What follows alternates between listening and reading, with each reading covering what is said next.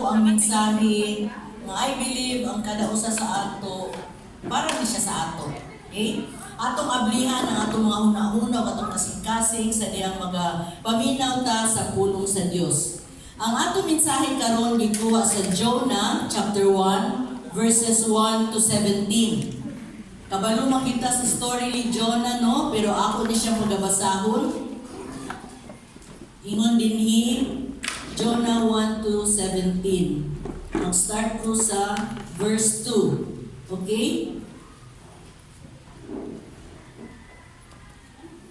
Arise, go to Nineveh, that great city, and cry against it, for their wickedness is come up. But Jonah rose up to flee unto Tarshish from the presence of the Lord, and went down. Okay. But Jonah rose up to flee unto Tarshish from the presence of the Lord, and went down to Joppa. And he found a ship going to Tarshish, so he paid the fare thereof, and went down into it to go with them unto Tarshish from the presence of the Lord. Verse 4.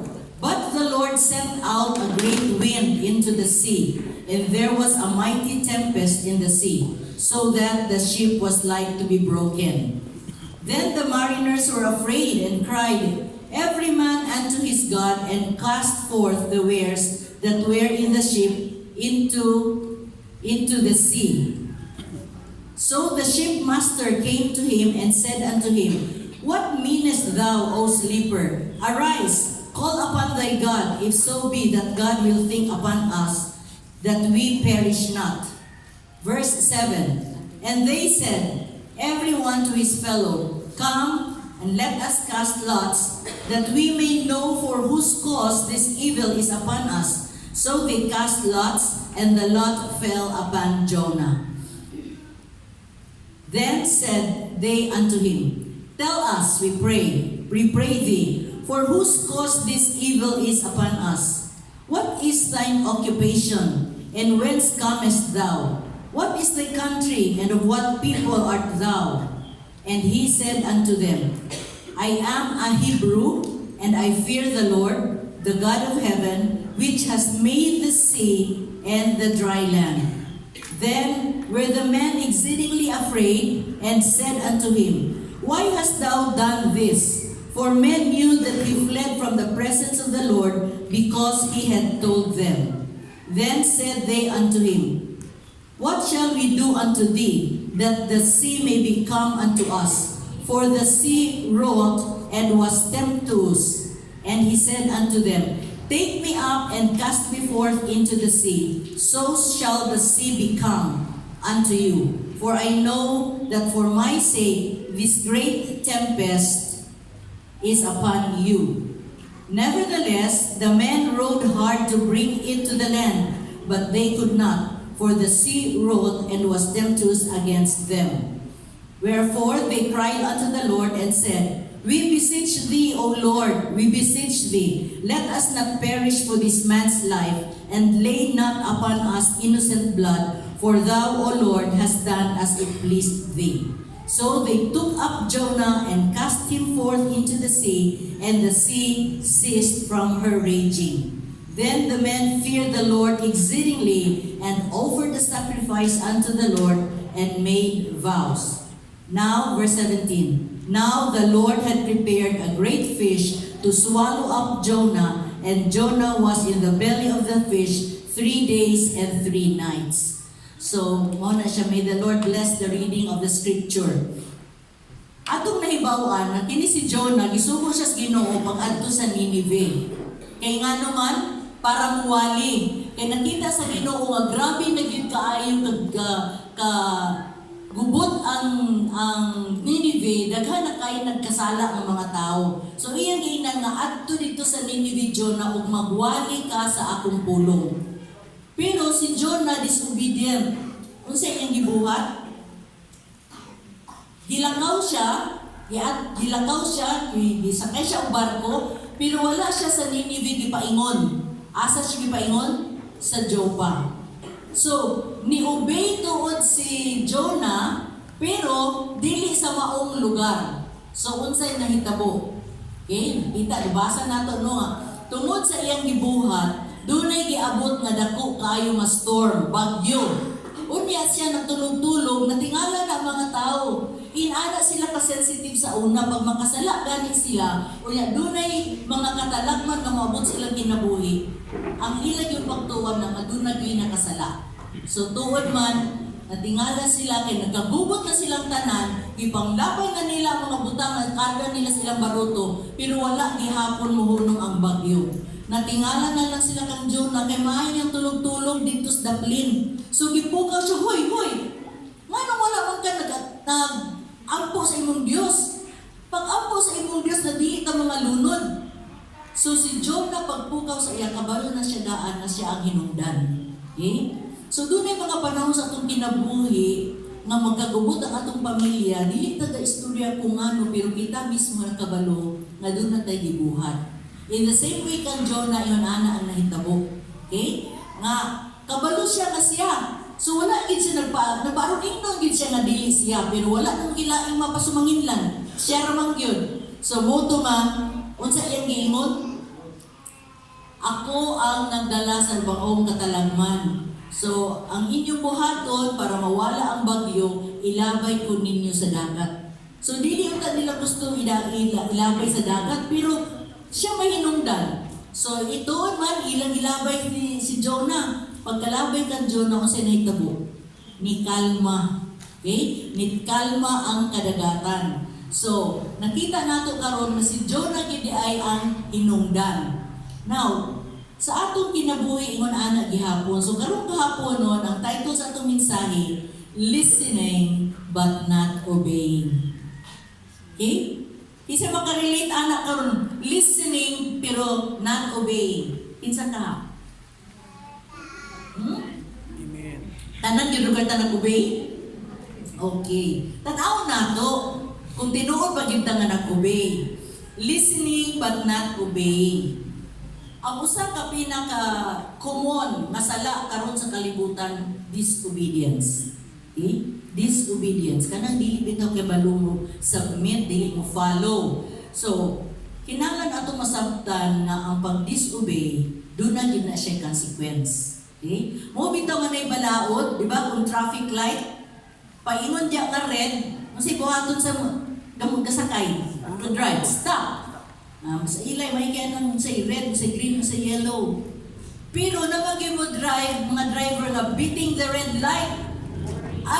Sige pa, padagat pwede pa ni. O, pag-abot sa unahan, ipara ka na dahil sa RDA. Ano man, nag-disobey man ka sa traffic light. Dili lang sa traffic light, kung dili sa tagsa-tagsa na ito ka mga kinabuhi. Tungod kay ang Diyos, doon na siya gisugod sa ato. Once dili nato na buhaton, that means to say we disobey what God wants us to do. So listening but not obeying. Kadaghana ra ba ani mga anak, di ba? Kaya itong mga anak dito basta suguon na to. Kung asa to kuan dito. Oo nga, unya na ma'am. Oo ma'am. Nahuman na lang yun. Ang bilang ka oras, wag yun na hitabo. Pero nag-oo. So that means nagal-listen but did not obey. Di ba? Bugbog, kung kasi itong plato dito, niya naman, kaya nagdula pa ko, kaya basi pamatay ko niya akong dula. Sige lang yapon, nandun pila nakauras yapon. Pagkataon-taon, nangahulog ang plato, nangabuak, kaya nga naman, ang iring na may nagtilap-tilap dito. Listening, nangadungog, pero wala ibuhat. Pila ba sa ato mga Kristohanon nga ingon ana gihapon ang atong sitwasyon atubangan sa Ginoo? Pila ba ka mama nga maulit, di ba? Nabitay mga kon na doon nato nakita na ko sa Facebook mag-ingon-ingon din nga. Unya na lagi masus dugaya uy, bagkuan pagani. Kanang hapit na ko aning akong sabaran, Mobile Legend. ML dili gusto mamatay sa iyang lokan me. Agoy, grabe karon kay wa man gyud akong paluka ang stove. Di napagod ang kanon. Kung saan mo kayo sulti sa mama, malibay, dili. Masuko yun, di ba? So nga naman, nakadungog ka sa instruction, pero wala ka nag-obey. And you know what? Most often, kundi pirmi. Once we disobey, there is always a consequence. Kung muna atong bantayan as mga mama, as Christians, okay? Now, bisan sa atong mga kaminyoon, isa ang kanang pag-disobey. Now, as husbands and wives, unsa ingon sa Bible? Wives, submit to your husband, and husband, love your wives. Kay perfect yung exam ani din ni bata. Nakatuon yun. Pero pangutana, ato bang i-apply? Ha? Ato bang i-apply? Kay useless man ang atong ma-memorize, pero wala natong i-apply. Mauna, nga kung usahay, doon na isulti ang bana, nagpalimog-limog lang ang asawa, kay unya na, kadagang pong gibuhat. Pagpangutana na, mo ba itong nabuhat? Wala pa. O sabi tabo, di ba away? O, pag-away ana, bisag wala na, dugay na kaito nga mga sala, ipang balik na sa to, ni sa matukan ako ang away. Kaya nga naman, wala na ginag-obey. So in the same way, si God natanaw sa atong attitude. Are we willing to obey Him sa iyang gusto ipabuhat sa ato? Kaya kung dili ka mag-obey, pirmig yun magsunod-sunod ang consequence atong kinabuhi. Di gina siya muundang not unless we will listen and obey. Now, like for example, sa atong pamilya, katong mga bata, labi ni mga bata sa mga subo-subo, sila nag-oo nga, pero wala gibuhat. Okay? O siya man na kung sunod ana, diba magsingita ng mama? Maulawan yun, labi nagdalaga na, maulawan yun, kaya mo silingan, labi nag-inong crush na daplin. What na, ay, hindi sa pa mo ba? Alam-alam, iapot naman yun ang punto sa mga naulit na. Kaya di man yun maminaw. So, muna rin atong bantayan. Even in our tithes and our offering, this is very critical, no? Pero, kung ato lang yung buhaton, if we will just obey, unsay gisulti sa Bible, wala gidautan na may tabo sa ato. There are times na tingala naman na hospital na sad, nasangil. Pinigid dunay apan. Because we need to check and evaluate ourselves kung asa ta na miss. Kaya pag doon na ganit na miss nato sa atong Christian life, kinalan ato pinag-evaluate kung asa. Kaya if we will not learn our lesson well, magsigig balik-balik. Katubit ni Pastor Joshua, is it a season or cycle? Kung cycle, unsa gani? Magbalik-balik. Because you did not learn your lesson. Parehara na sa grade 1 ka, wala ka nakapasa sa pagka-grade 1, mo balik ka na sa grade 1, di ka ginuad to sa grade 2. Kaya wala man ka makapasar. So in the same way sa atong Kristohano na kinabuhi, kinahanglan kita Christians will be sensitive to what the Lord speaks to us. I do not know, pero doon ay mga uban din sa ato, mga nakita natay gift bitaw ng magdamgo. Kapila ka na nagdamgo nga nahitabo. Kinsa ba din ang dunay damgo nga nahitabo yun? Wala. Ani? Kinsa pa? Okay? Angeli? Kinsa pa? Nakabantay ba mo nga once ingon anam kayon ka nga nahitabo? Ano sa imong feeling? Kulbaan ka, di ba? And there are times nga kung kana siya nadamgo, iya gina siya sa Ginoo, nga you need to tell the person na imo yung nadamguhan, but be sure nga iya gid sa Ginoo.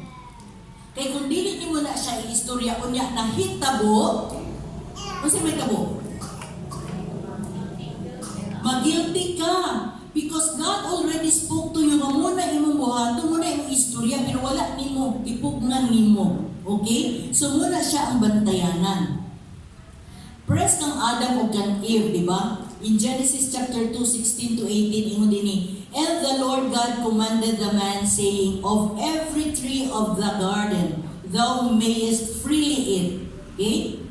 But of the tree of the knowledge of good and evil, thou shalt not eat of it. For in the day that thou eatest thereof, thou shalt surely die. And the Lord God said, it is not good that the man should be alone. I will make him a helpmeet for him. Okay? Now, sa dihang gitintal si Eve, naa ba si Adam? Wala. Na? Wala. Okay?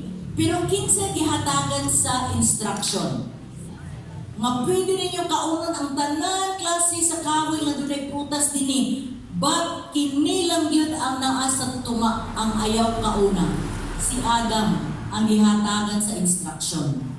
Pero wala ingon nila nga usahay kini asawa murag second Holy Spirit nga bisag dili mao gusto gid ka mo dictate sa imong bana dili lagi ingon akin lagi. Nga kani sa bana nga gumahan kay sa asawa o sige anak na lang imo na matuman. So unsa nay tabo? Nakasala ay no silang duha. Dili raman si Eve ang nakasala kay niiwan din si Eve nga langga lumi lagi kaayon ni di kami gani. O gitiluwan sa ni Adam kay ilab lagi silang duha ang nakasala. So there are times sa atong kinabuhi nga ang usa ang partner kung dili kita magparihas no ang isa mo'y mahimong magamit for you to go into disobedience. And that is very dangerous. Okay? Now, kinahanglan natong masabtan na ang Ginoo ang iyang gusto sa ato is kanang 100% obedience. Kay kung mo-obey lang yun ta, ang Ginoo dili man siya mohatag sa atong something nga para sa atong kadautan, di ba?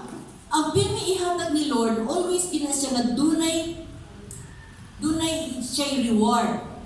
Pero usahay lang ta sobrang ta kasigurista tungod kay ang atong huna-huna o ang huna-huna ni Lord dili magparihas. And we always think that our ideas or atong decision mas better kay kang Lord, di ba? Kaya pinimay mo si Lord sa mga labi na sa mga batanon, do not be yoked with unbelievers. Ayaw uyab-uyab, ayaw partner sa mga unbelievers. Kanang dili nimo kaparihas o kanang mindset ninyo parehas o kanang pagtuo. Kay nga naman, kung sige ingon din ha, kay kung makiguban ka, makiguboy-huboy ka sa mga unbelievers, kung sa'y mahitabo, ikaw mo'y madala.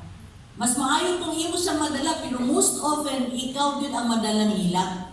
Okay? Diba? Dahil bitaw na sa unang nga din nawala, kapag uyab-uyab, nawala. Ano man?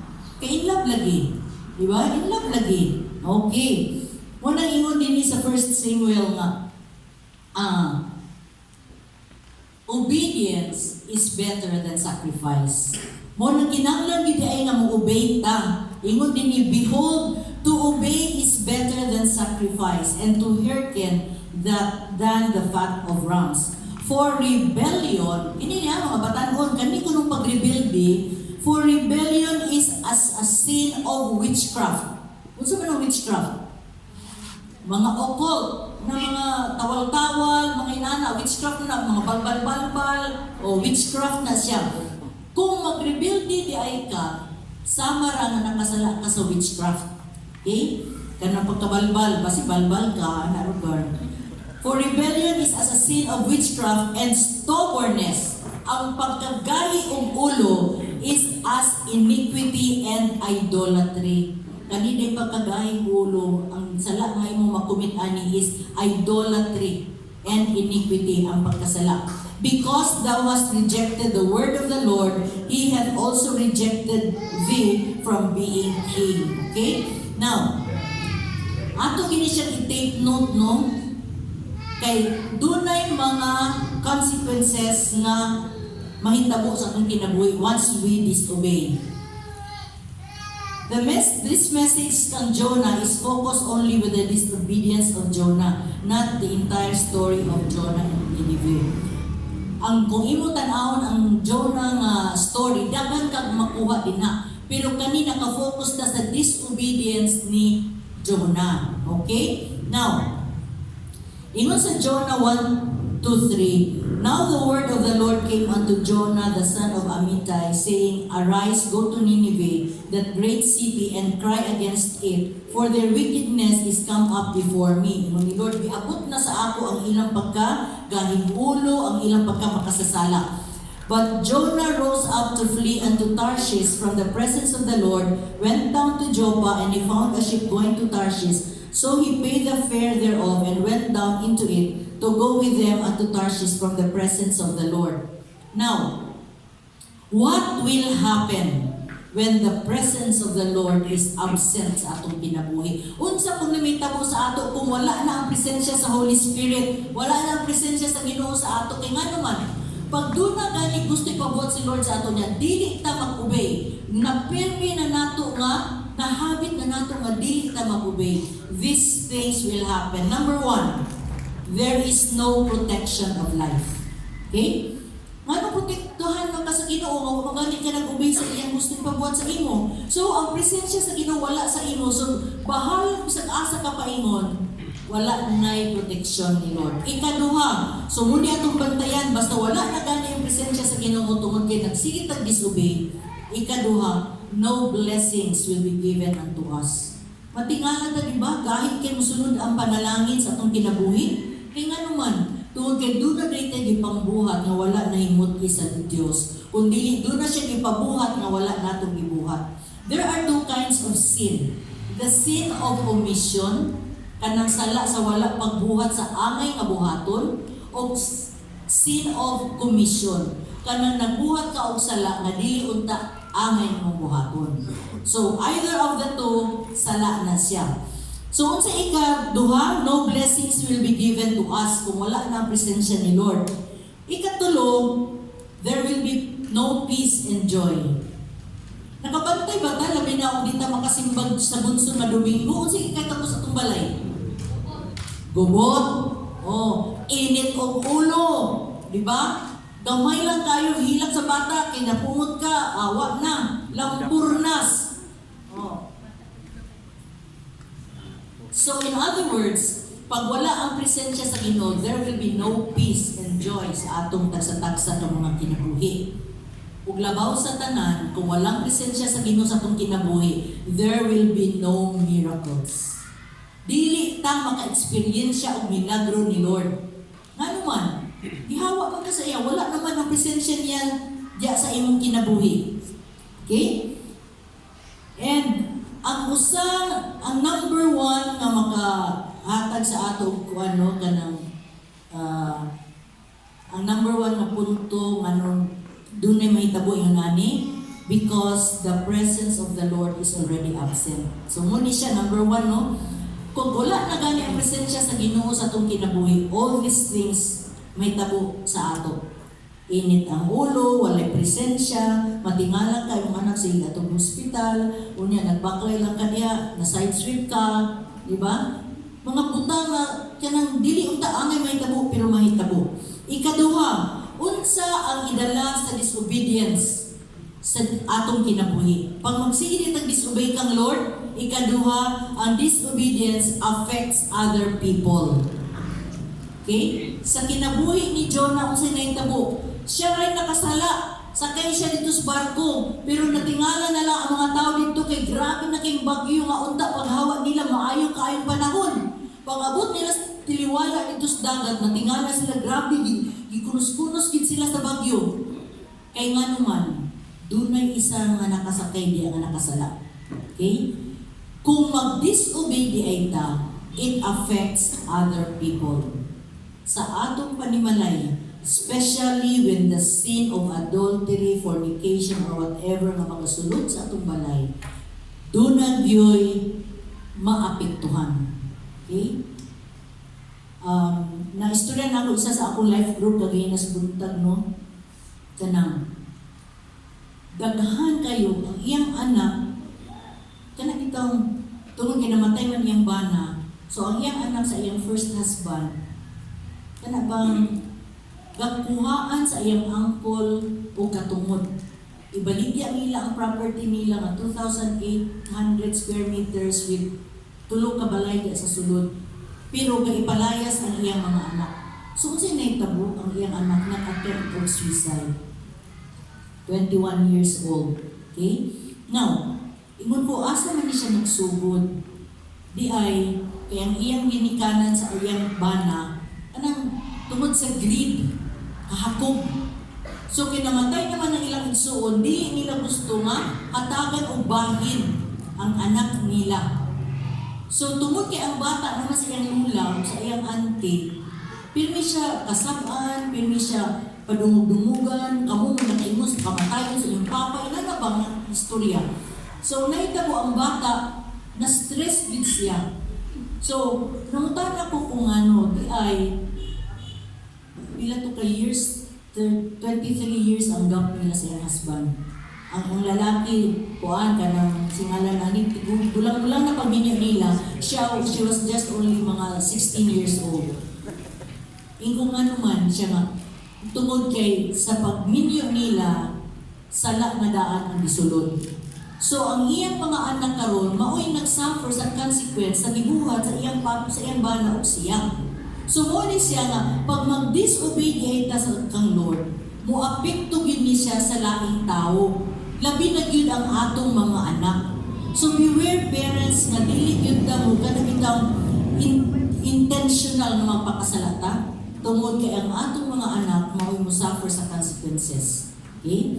So muna ang atong bantayanan. So sa Jonah chapter 1 verse 4, but the Lord sent out a great wind into the sea, and there was a mighty tempest in the sea, so that the ship was like to be broken. So muna siya nga, tungod sa disobedience ni Jonah, nagpadala ang Ginoo bagyo.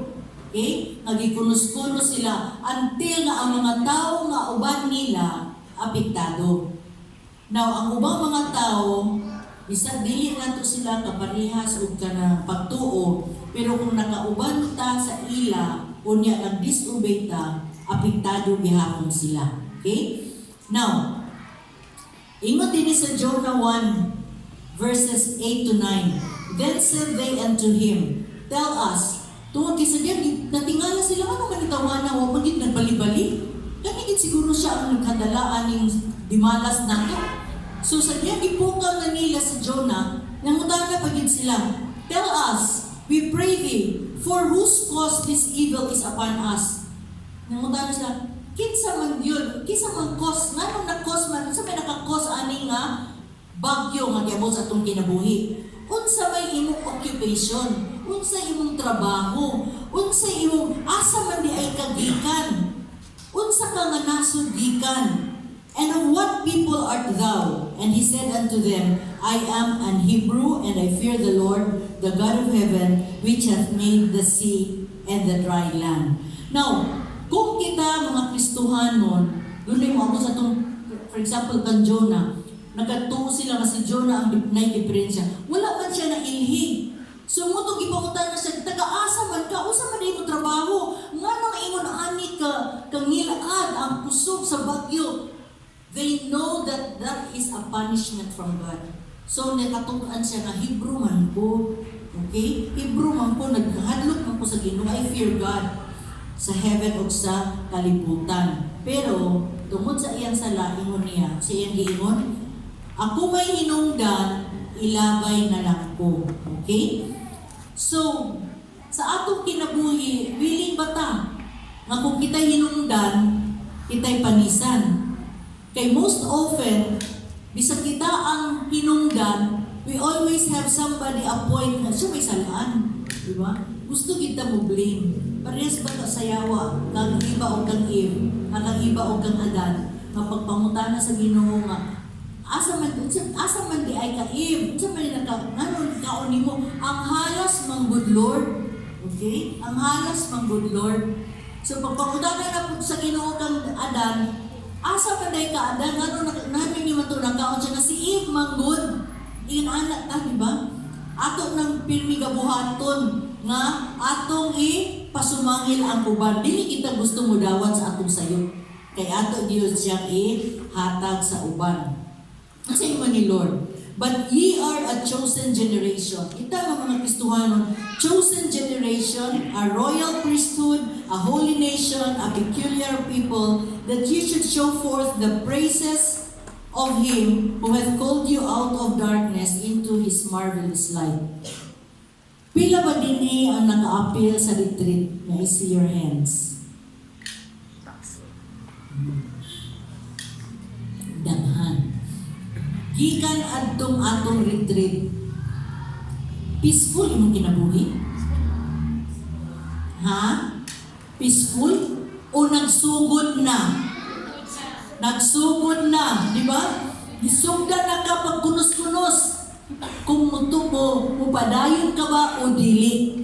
Okay. So muna siya nga, ang ingon ni Lord, you are a chosen generation. Pinili ta nga henerasyon, a royal priesthood. Ngano royal priesthood man natungod kay si Jesus ang atong naata nag-aabot sa iyang lineage. A holy nation, a peculiar people, that ye should show forth the praises of Him who hath called you out of darkness into His marvelous light. Pila ba kabuot din sa ato nga naka-appeal sa retreat nga paggawas nimo na inangutana sa imo? Asa di kagikan? Na ba? O niya, unsa ba nang imong giingon? Ha? Apil ka sa retreat, okay? Wala sila nangutana kung asa kanyang gibuhat dito. Nangutana. Nga naman, hatagan ta ni Lord ana nga opportunity because ang iyang ingon din that you should show forth the praises of Him who hath called you out of darkness into the marvelous light. Di kanta sa kangit-ngit, gidalata ni Lord sa kahayag para ang mga tao nga makakita sa ato, atong maistoryahan kung unsay gibuhat ni Lord sa atong kinabuhi. Okay? Mga batan o nangalipay ba atong ginikanan na nakapit sa retreat o nasuko? Ha? Nalipay ko siya. Nalipay. Very good. So doon ay panahon nga, makaabot na gid inyong ginikanan dinhi. Magdepende na siya sa unsa imong ipakita sa ila. Okay? Kay mga ginikanan, dali lagi na sila. Basta makita nila nga, uy, sayo pas buntag. Sayo is buntag, nanghugas na, nalampaso na. O, gibuhat na gid ang tanan. Dili gyud ka puman sa imong mga musimba. Pero subuon lagi kag panghugas, may nagaunya na antod walay nahitabo. May rin, punong nanay mo simba-simba, balo-balo ka mo na yan, di ba? Mugawas yun na siya sa baba. Ano man, wala nato napakita sa ila kung unsa ang insakto mapagpangalagad sa Ginoo. Sa Ephesians 2:10, ingon din, for we are His workmanship created in Christ Jesus unto good works, which God hath before ordained that we should walk in them. We are a workmanship. Kung sa man ang workmanship, kana bitaw maghimo bitaw og pots na clay, dugay kay na siya himuon.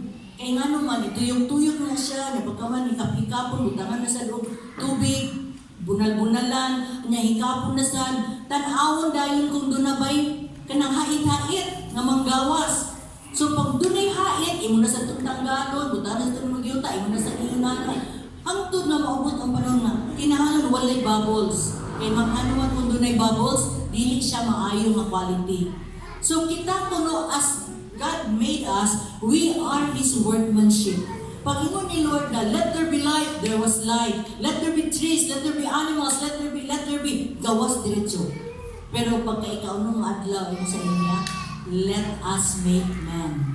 Nagkuha siya giyuta o iyang gipurma. Wala siya mag-ingon, let there be man. Wala. That is how special we are. Gihugaw-hugawan ni Lord ang iyang kamot para purmahon ta. We are a workmanship. Binuhat ni Lord sa iyang mga kamot. Unya, unsa iyang purpose? We are His workmanship created in Christ Jesus unto good works. So sa ato pa, we are here, we are called so that mapakita nato sa uban ang atong good works. Kaya kung magpakita na sa atong good works, they will be able to glorify the Father. Yun sila nga, tinuod gid na ilang simbahan, buhi gid na ilang Dios. Kaya nga naman, nabag-og na siya. Wagid ko magdahom nga mabag-o na siya, pero karon lahit na gid kaayo. So kinsay mag-glorify, di ba ang Ginoo? Kaya nga naman, sa una, simba tuod ka. Bisag narakas gawas, may asa di ka kagikan, simba, pero agi ka kaduho, kung sige isultis pare, kung sige isultis pastor.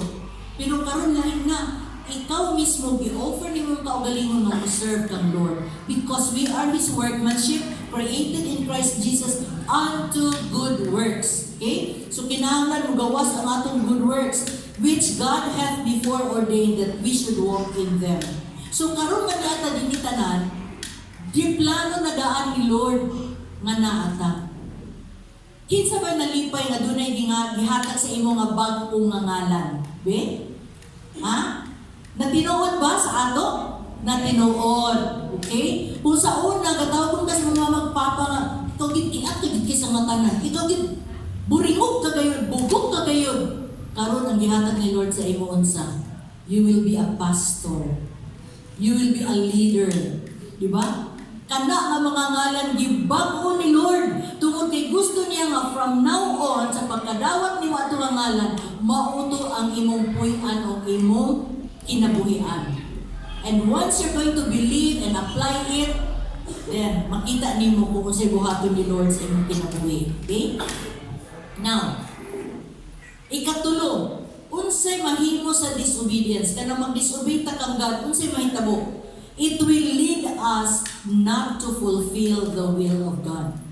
So kung pirmi dito mag-disobey sa unsay ipabuhat ni Lord sa ato, dili ma-fulfill ang will ni Lord sa atong kinabuhi. Like for instance, ang kuwan sa Ginoo sa imo nga pastor ka, you are called to be a pastor, a leader, di ba? Yun anak. Pero pag doon na may magkuhan nga, oy, kailangan ta mag-evangelize, adto ta dito, mag-Bible study ta, mag-apil ta sa RSTU, ano. Pero dili ta gabanong baling, dili ta ga pakita o ganabitang interest sa mga butang ni Lord, dili ma-fulfill ang imong name, dili ma-fulfill ang will ni Lord sa imong kinabuhi. Kaya nga naman, sige man kabaliban, disobedience man na siya. Okay? Ingon din sa Jonah 1:10. Then were the men exceedingly afraid and said unto him, Why hast thou done this? For the men knew that he fled from the presence of the Lord because he had told them. So nangutana mga tao dito nganong imo man ang nabuhat sa kang Lord? Nagdo naman din siya gisugo sa imo nga importante nga imo gipabuhat sa imo. So wala siya nakatingog. Ug unsay giingon niya? From that time forth, Jesus began to show his disciples how that he must go into Jerusalem and suffer many things of the elders and chief priests and scribes and be killed. Sa Matthew 16, dini na makita nga kana bitang nag-ingon na si Lord nga patyon siya, dakton siya, i-betray siya. Pero kung sa ingon ni Peter, Lord, ayun na lang pag-adto dito para dili kanila mapatay, dili kanila malansang, nana. Pero kung sa ingon ni Jesus sa iya, get behind me, Satan. Kaya nga naman, bali, kung i-insist ni Peter ang iyang giingon, ayun na lang ato dito, that means na he is hindering the plan of Jesus in his life. In the same way sa atong matagstag sa kinabuhi, doon ay gusto to si Lord ay pa-accomplish sa ato. Pero kung dili ta maminaw sa kabubuton ni Lord sa atong kinabuhi, then ang mahitabo topsy-turvy ang atong kinabuhi, dili order. Tungod kay doon na tayo mga offenses nga ginabuhat. Okay? Now, ikaupat, unsa ang mabuhat sa disobedience atong kinabuhi, ikaupat, it will take us to face all the consequences. Okay? Pag mag-disobey di ay ta sa Ginoo, we will be facing all the consequences sa atong kinabuhi. Muna ko sabihin ka na, unsa no na akong kinabuhi, imbis ni sulod ko din is born again, imbis kay gasimba na ko, imbis, daghan kay imbis. Nga naman, tungod kay ang atong sala maghatod og consequences sa atong kinabuhi.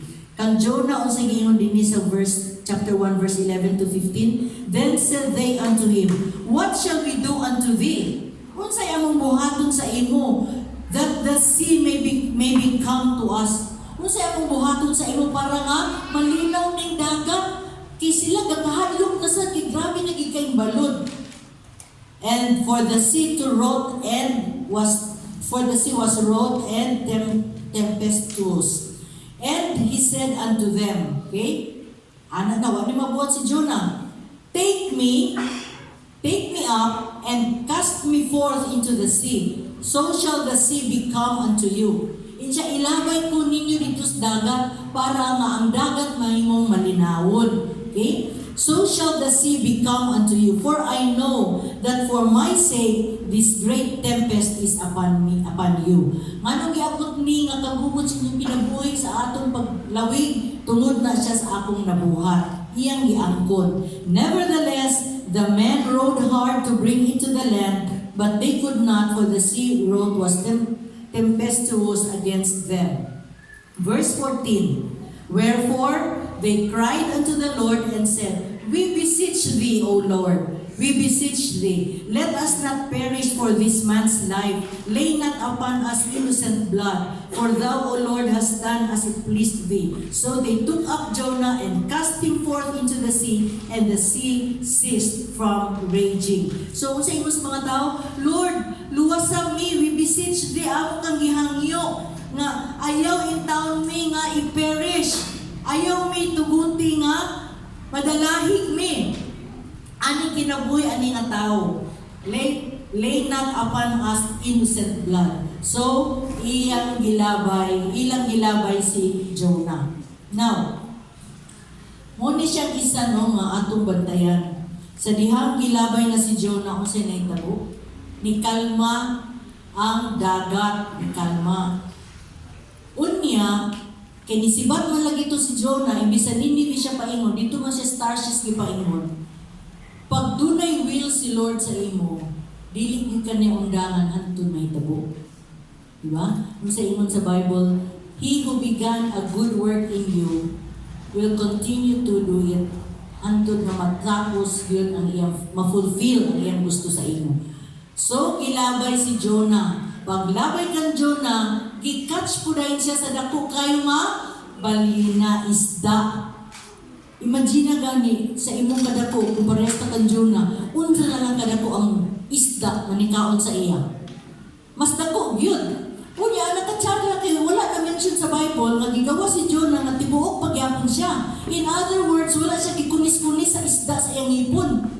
Whole pagyapon siya nga nakasunod sa baba sa isda. And 3 days and 3 nights dito siya sa ilalom sa belly sa isda. Ug unsay nahitabo sa iya tungod kay acidic man ang isda, nangadaot ang iyang panit ug naupaw siya. Nawala ang iyang buhok. Napangit si Jonah. Okay? So kung mag-disobey ka sa Ginoo, maabot din panahon na mapangit ta. Di ba? Maupawan kita. Kahit mag-ulo. Okay? So muna siya atong bantayanan pag mag-disobey ka sa Ginoo. If we intentionally disobey God, be ready kung unsa na silot ang iyang ihatag. Okay? Now, unsay nakatsada, kay gituman gihapon ni Lord ang iyang gustong himahitabo kan Jonah. Gisulod siya sa isda, o asa gipaingon ang isda? Sa Ninive. Giluwa siya sa isda dito sa Ninive. So in other words, bisan kung saan na ito pag-ikya sa atong kinabuhi, kung plano yun na ni Lord sa imo, kung gikinahanglan lion, elephant, ang ipa-deliver sa imo dito sa imong isibatan, buhaton ni Lord. Para yun ka makaabot dito. Para ang iyang plano sa imong kinabuhi, mahitabo gayon. Kaya usahay lagi, magbuot man lagi ta. Magtuo magita nga mas butan ka sa atong Lord, di ba? So muna siya atong bantayanan as Christians, okay? Now, in conclusion, okay? In Luke chapter 10 verse 37, and he said, He that showeth mercy unto him, then Jesus said unto him, Go and do thou likewise. Sa atong tagsa-tagsa ng kinabuhi, labi na karon no, nga pag-ulang ta nakahuman sa retreat, the people that surrounds us, atong mga pamilya, mama, papa, mga auntie, silingan, nakafocus ilang kamera diya sa imo. Di ba?